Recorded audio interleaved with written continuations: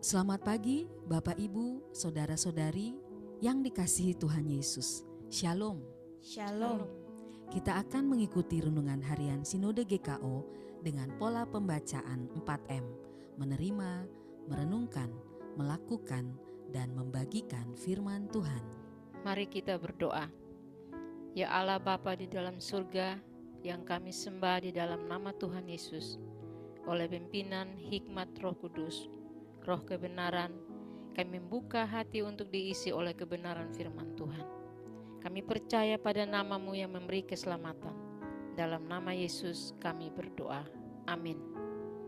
Hari ini saya Pendeta Geraldina Sakarias, Pendeta Welmince Pandi dari Gereja Kristen Kapernaum Indonesia, dengan Saudari Desti Zai dan Saudari Intan Nale, bersama-sama dengan Bapak Ibu Saudara-saudari, kita merenungkan firman Tuhan dari Galatia 5 ayat 1 dengan tema Kristus telah memerdekakan kita. Galatia pasal 5 ayat yang pertama, supaya kita sungguh-sungguh merdeka, Kristus telah memerdekakan kita. Karena itu berdirilah teguh dan jangan mau lagi dikenakan kuk perhambaan. Mari kita bahas ayat ini ya. Apakah yang dilakukan Allah supaya kita sungguh-sungguh merdeka? Allah memberi anaknya yang tunggal Yesus Kristus yang telah memerdekakan kita. Kata merdeka berarti bebas dari penjajahan. Bebas pula dari segala bentuk penindasan karena perbudakan dosa yang telah mencengkram dan membelenggu manusia sebagai budaknya. Manusia memang tidak mampu lagi membebaskan dirinya dari perbudakan dosa akibat perbuatan manusia pertama, Adam dan Hawa.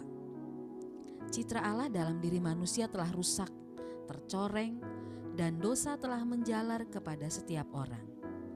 Manusia telah rusak total, yang artinya kerusakan akibat dosa menjangkau setiap aspek natur dan kemampuan manusia, termasuk kepikiran, hati nurani, kehendak, emosi, dan keberadaannya secara menyeluruh. Tidak ada lagi sesuatu dalam diri manusia yang membuatnya layak berhadapan dengan Allah yang benar. Dosa juga mengakibatkan ketidakmampuan total pada manusia. Nah, supaya kita sungguh-sungguh merdeka, ingatlah Kristus telah memerdekakan kita.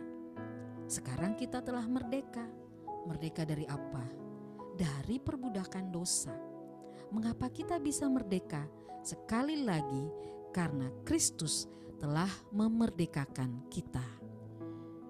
Tindakan apakah yang harus dilakukan sebagai orang yang telah dimerdekakan oleh Kristus? Kita harus berdiri teguh dan jangan mau lagi dikenakan kuk perhambaan. Ini yang menjadi respon kita, yakni pertama, kita berdiri teguh, tetap kuat di dalam iman yang memegang teguh kebenaran Allah, supaya apapun badai kehidupan menerjang, tantangan dan rintangan hidup dapat dilalui. Dan yang kedua, jangan mau lagi dikenakan kuk perhambaan. Ambil komitmen untuk menolak melakukan dosa, lalu hidup dalam kekudusan dan kesalehan yang berdampak. Mohon Roh Kudus memampukan kita melakukannya. Jadi tugas kita adalah berdiri teguh dalam kemerdekaan ini, dengan tidak henti-hentinya dan dengan setia mengikuti Injil dan kemerdekaannya, dan tidak membiarkan diri kita atas pertimbangan apapun kembali dikenakan kuk perhambaan. Namun persoalannya, dalam kata merdeka terkandung dua pengertian, yaitu merdeka secara de jure dan merdeka secara de facto. Pada saat seseorang percaya kepada Yesus Kristus sebagai Tuhan dan Juru Selamat pribadi, secara de jure ia sudah dimerdekakan dari dosa. Tapi secara de facto masih banyak orang percaya yang belum merdeka, masih saja terikat oleh berbagai macam keinginan daging. Lalu, bagaimana kita tetap menunjukkan kemerdekaan itu dalam kehidupan kita sehari-hari? Di tengah dunia yang semakin egois dan apatis, orang Kristen memiliki kemerdekaan untuk tetap memilih, mengasihi orang lain. Di tengah pergaulan yang syarat kepentingan, kita memiliki kemerdekaan untuk tetap bertindak tulus. Di tengah ujaran kebencian di sana-sini, orang Kristen tetap memiliki kemerdekaan untuk mengasihi dan mengampuni. Di tengah persaingan di mana orang menghalalkan segala cara, manipulasi dan kompromi, kita orang Kristen memiliki kejujuran, integritas. Di tengah maraknya penyesatan dalam berbagai bentuk dan ajaran, kita tetap setia dan berpegang pada firman Tuhan. Di tengah masyarakat yang terkotak-kotak berdasarkan agama, orang Kristen memiliki kemerdekaan untuk tetap menjalin relasi yang baik dengan umat beragama lainnya. Kemerdekaan itu menjadi suluh bagi kita untuk menjalani cara hidup yang tidak serupa dengan dunia ini. Jadi sekali lagi ditekankan, Kristus telah memerdekakan kita. Kemerdekaan itu bebas untuk tidak berdosa dan bebas untuk berani jika kita akan berjalan dalam Roh Kudus. Dalam Kristus, kita merdeka untuk tidak berdosa, karena kita telah dikaruniai untuk dapat mengatakan tidak terhadap dosa.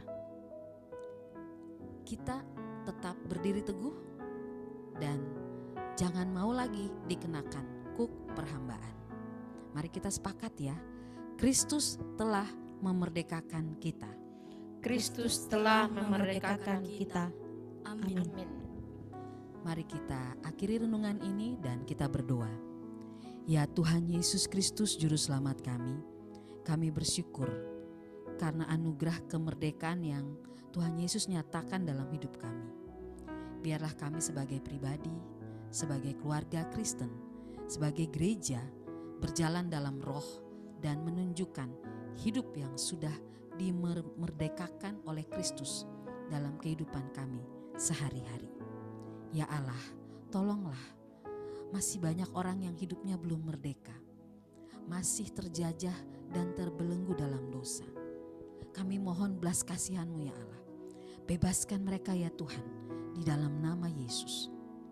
Pakai kami juga sebagai gereja untuk hadir membawa berita pembebasan dari Kristus kepada mereka yang masih terikat dengan ketidakbenaran, dengan kepalsuan dan praktek-praktek kuasa kegelapan.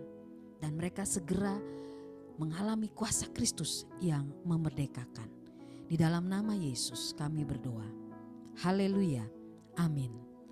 Shalom.